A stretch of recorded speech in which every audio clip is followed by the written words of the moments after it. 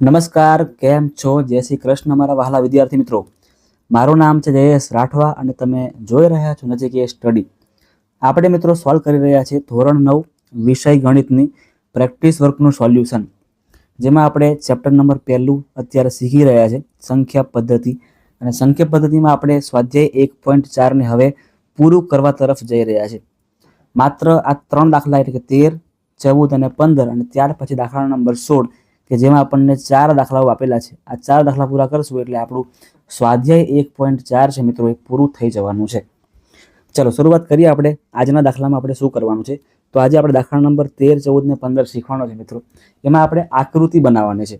એટલે આકૃતિ બનાવવા માટે મિત્રો તમારે તો પરિકર પેન્સિલનો ઉપયોગ કરવો જ પડશે.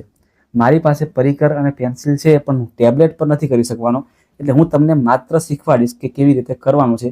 બાકી તમારે મિત્રો જાતે જ કરવું પડશે. ક્લિયર છે? ચાલો શરૂઆત કરીએ છીએ. શું મેળવવાનું છે સૌથી પહેલાં હું તમને સમજાવું તો વર્ગમૂળમાં 8 છે 8.2 છે. વર્ગમૂળ 8.2 ને આપણે સંખ્યા રેખા પર બતાવવું છે. માત્ર તમને એવું કહું કે 8.2 બતાવવું છે તો સિમ્પલ વસ્તુ છે કે આપણે આવી રીતે સંખ્યા રેખા દોરી દેવાની અને 8.2 જ્યાં આવતું હોય ત્યાં આપણે ડેશ મારી દઈએ છીએ, એટલે આ આપણું 8.2. પણ સાહેબ વર્ગમૂળ 8.2 મેળવવા માટે આપણે રીત કરવી પડે છે, બરાબર છે? એ આપણે કરવાની છે. ચાલો કરીએ. આપણે સૌથી પહેલાં શું કરવાનું મિત્રો, સૌથી પહેલાં આપણે એક સીધી લાઈન દોરી દેવાની છે. એકદમ આપણે સીધી લાઈન આપણે સૌથી પહેલાં બનાવી દેવાની છે. રેખા બનાવી દઈએ, બરાબર છે? આ રેખા આપણે તૈયાર થઈ ગઈ છે. ત્યાર પછી શું કરવાનું મિત્રો, ત્યાર પછી આપણે કોઈ એક બિંદુએ સમજો કે આપણું આ બિંદુ એ છે.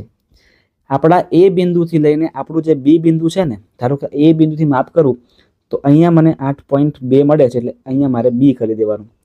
ક્લિયર છે? એકદમ સિમ્પલ શોર્ટકટમાં જઈએ છે. આ કેટલું અંતર લેવાનું છે આપણે, તો કે આ અંતર આપણે 8.2 સેમીનું લેવાનું છે. ક્લિયર છે મિત્રો? આ કેટલું અંતર છે આપણું? 8.2 નું અંતર છે. અહીંથી લઈને આ જે અંતર કેવું લેવાનું છે આપણે, તો કે સ્કેલની મદદથી આપણે 8.2 લેવાનું છે. ચાલો એ થઈ ગયા પછી બીજું આપણે એક્સ્ટ્રા 1 સેમી લેવાનું અને ફરીથી અહીંયા ટપકું મૂકવાનું છે. એટલે કે એ થી લઈને સી આપણું કેટલું બનશે, અહીંથી લઈને અહીંયા આપણું 9.2 બનશે. જે આપણે શોધવું હોય મિત્રો એ તો કરવાનું છે, એ તો લખવાનું આપણે 8.2 અને બીજા એક્સ્ટ્રા આપણે 1 મૂકવાના છે. ચાલો હવે શું કરવાનું છે, તો હવે યાદ રાખજો, હવે આપણે પરિકર લેવાનું છે. પરિકરની અણી આપણે અહીં મૂકવાની અને પેન્સિલની અણી આપણે અહીંયા બી પર કાં તો બી થી નજીક મૂકો, કોઈ બી જગ્યાએ મૂકો. આપણું માપ મિત્રો એ થી લઈને સી ના અડધા કરતાં વધારે રાખવાનું છે. એટલે પેન્સિલની અણી તમારે માફ કરજો, પરિકરની અણી તમારે એ પર મૂકવાની અને તમારે ઉપર આવી રીતે ચાપ બનશે, નીચે ચાપ બનશે. બતાવું છું કરીને. એ થી લઈને મિત્રો આપણે ઉપર ચાપ બનાવીએ આવી રીતે અને એવી રીતે અહીંયા નીચે પણ તમારો ચાપ બનશે. એવી રીતે ફરીથી સી પર મૂકીને ફરી ઉપર ચાપ બનાવવાનો અને ફરી તમારે નીચે અહીંયા ચાપ બનાવવાનો રહેશે. તમારા 2 ચાપ મળશે. આ બંને ચાપને હવે આપણે કરશું ભેગા અને તમારો તો મિત્રો કમ્પ્લીટ જ આવશે. તમે બંનેને કરશો ભેગા એટલે તમારી એકદમ સ્ટ્રેટ લાઈન બનશે અને સ્ટ્રેટ લાઈન બન્યા પછી તમારે અહીંથી લઈને આ માપ માપવાનું છે. એટલે કે અહીંથી લઈને એનું માપ માપવાનું અને આખું તમારે રાઉન્ડ બનાવવાનું છે. રાઉન્ડ આપણું કમ્પ્લીટ એ થી લઈને સી સુધી બનશે. હવે તમારું અર્ધવર્તુળ કેટલું બનશે, એ થી લઈને સી સુધી તમારું અર્ધવર્તુળ અહીંયા બનશે. આપણે બનાવીએ.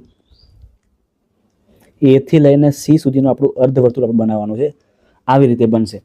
અને આ બનાવ્યા પછી આપણું છેલ્લું કામ કે હવે આ બી થી લઈને ઉપર સ્ટ્રેટ લાઈન દોરવાની છે. એકદમ બી થી ઉપર એકદમ સ્ટ્રેટ લાઈન એટલે કે 90ની લાઈન તમારે કરવાની અને ઉપર તમારે અહીંયા બી આપી દેવાનું છે, ડી આપી દેવાનું છે. એટલે હવે મિત્રો આ બી થી લઈને ડી એટલે બીડી અંતર છે ને, બીડી અંતર, એ બીડી અંતર એકચ્યુઅલમાં આપણું કેટલું હતું, 8.2 છે. કેટલું મળી ગયું આપણને અહીંયા? 8.2. હવે આપણે આને બતાવવું હોય નીચે તો પરિકરની તમારે આની અહીં મૂકી દેવાની અને પેન્સિલ તમારે પછી આગળથી તમારે અહીંયા ચાપ બનાવી દેવાનો આવી રીતે. તો આ આખું જ આપણને અંતર મળશે એ કેટલું છે, √8.2 છે. ક્લિયર છે મિત્રો? તો આવી રીતે આપણે ઇઝીલી, તમે મજા પણ તમને એટલી બધી આવશે, આપણે રૂટ સંખ્યાઓને ઇઝીલી આપણે સંખ્યા રેખા પર આ પદ્ધતિથી મૂકી શકીએ છીએ. ચાલો હજી આપણે એક પ્રેક્ટિસ કરીએ અને હવે તમને ખબર પડી ગઈ છે. હવે આપણે થોડું સ્પીડમાં ભાગીશું. સૌથી પહેલાં લાઈન કરી દઈએ છીએ આપણે. ચલો લાઈન કરી દીધી. આ રેખા પછી કોઈ જગ્યાએ આપણે અહીંયા એ મૂકીએ અને એ થી લઈને 5.6 રાખીને અહીંયા બી, એટલે કે આ અંતર કેટલું છે આપણું, તો કે આ અંતર છે આપણું 5.6 જેટલું સેમી જેટલું. ત્યાર પછી આપણે બીજું એક સેમી એડ કરીને એક સેમી એડ કરીએ અહીંયા. હવે શું કરવાનું, તો હવે આપણે બંને જગ્યાએ A થી અને C પરથી બંને જગ્યાએ ચાપ બનાવશું. બંને જગ્યાએ ઉપર અને નીચે ચાપ બનશે.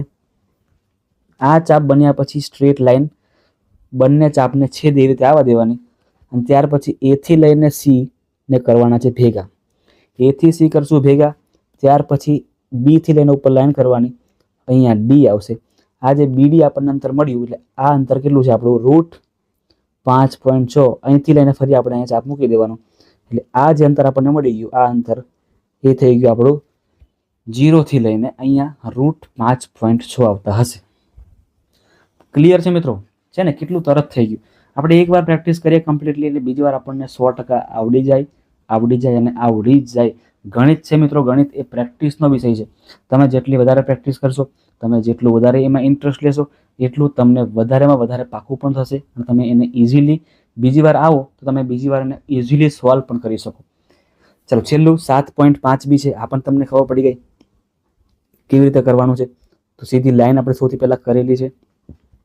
લાઈન કર્યા પછી આપણે અહીંયા A મૂકી દઈએ છીએ અને A થી લઈને B નું જે અંતર છે લેવાનું છે કેટલું આપણે, તો 7.5 જેટલું આપણે અંતર લેવાનું છે. પછી હજી એક્સ્ટ્રા બીજું એક સેમી અંતર લેવાનું અને C આપણે લખી દઈએ છીએ. ત્યાર પછી આપણે અહીંયા ચાપ બનાવીએ. તમને ખબર છે ચાપ બનાવ્યા પછી A થી લઈને C ને કરવાના ભેગા, A થી C કર્યા ભેગા અને ત્યાર પછી B થી ફરી એક લંબરૂપ એક લાઈન દોરવાની છે અને ઉપર D કરી દેવાનું. એટલે અહીંયા જે BD લાઈન આપણને મળી, આ BD લાઈન આપણને જે મળી એ કેટલી છે, તો વર્ગમૂળમાં 7.5 છે. અને એને ફરી આપણે અહીંથી લઈને આટલું માપ લઈ લઈએ. પરિકર પર આપણે અહીંથી આટલું જે માપ છે લઈ લઈએ તો આ જગ્યાએ કોઈ જગ્યાએ ચાપ મળશે આપણને એ આ આખું અંતર બતાવે છે આપણને કે આખું જે આ અંતર છે ને એ કેટલું છે, √7.5 છે. ક્લિયર છે મારા વહાલા મિત્રો? તો મિત્રો આવી રીતે આપણે કરવાનું છે. જરાય પણ અઘરું નથી. આમાં તમને ખૂબ મજા આવશે. એક્ઝામમાં પૂછાય એવી પ્રાર્થના જ કરજો, હું તો કહું છું. એટલે તમે આવા દાખલાઓને મિત્રો સોલ્વ કરીને તમારા પૂરેપૂરા માર્ક્સ બેઠા મેળવી શકો છો. આમાં આપણે કોઈ પણ પદ્ધતિ લખવાની જરૂર નથી. માત્ર આપણે આકૃતિ બનાવીને સંખ્યા બતાવી દેવાની છે કે કઈ જગ્યાએ કેટલું અંતર મળે છે. આટલું જ આપણે કરવાનું છે. વિશેષ કાંઈ નથી કરવાનું. એટલા માટે ખાસ મિત્રો આની એકવાર પ્રેક્ટિસ કરી લેજો. મળીએ છીએ હવે નેક્સ્ટ વિડીયોમાં, જેમાં દાખલા નંબર 16 બાકી છે અને 16માં આપણે 1, 2, 3 અને 4 દાખલા આપેલા છે. 4 દાખલાઓને આપણે 16 નંબરમાં પૂરા કરવાના છે અને ત્યાર પછી આપણું સ્વાધ્યાય 1.4 છે મિત્રો, એ પણ અહીંયા ખતમ થઈ જશે. ત્યાં સુધી મિત્રો તમને વિડીયો ગમ્યો હોય તો વિડીયોને અચૂકથી લાઇક કરી દો. તમારા મિત્રો સુધી આ વિડીયોને શેર પણ કરી દો અને જો તમે ચેનલ પર નવા આવ્યા છો તો નચિકેત સ્ટડીને સબસ્ક્રાઈબ પણ ખાસ મિત્રો કરી નાખજો.